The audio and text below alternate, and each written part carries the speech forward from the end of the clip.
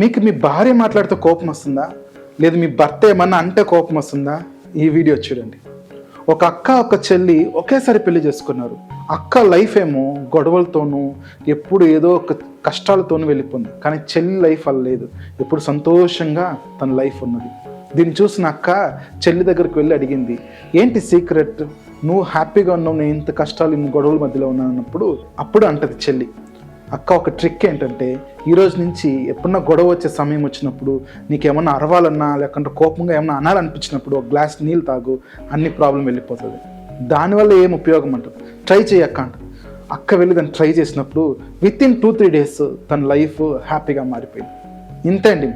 మనం ఏం చేస్తామంటే మన కోపాన్ని వ్యక్తపరచడానికి ఏదన్నా మనకు కోపం వచ్చినప్పుడు నాలుకతో మనం ఏదైనా ఒక మాట అనేస్తాం.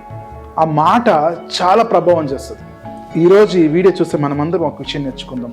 మనకి ఎప్పుడన్నా కోపం వచ్చినప్పుడు ఒక్క సెకండ్ నాకు ఎందుకు ఈ గొడవ వస్తుంది, ఎందుకు ఇప్పుడు మనం ఇంత బాధపడి ఇంత అరుస్తున్నామని యోచన చేసి ఆ కోపంని మనము దూరం చేసుకుంటే ఏ విధమైన గొడవ రాదు, మనం సంతోషంగా ఉండొచ్చు. ఇంకొక పెద్ద సీక్రెట్ ఏంటంటే మనము పెళ్లి చేసుకునేటప్పుడు ఒక మాట అంటారు, భర్త కానీ భార్య కానీ 50% వేస్తేనే 100% ఉంటుందని. కానీ అది కాదు నిజం. భర్త 100% వేయాలి, భార్య 100% వేయాలి. అప్పుడు ఏమవుతుందంటే కుటుంబం చాలా బాగుంటుంది.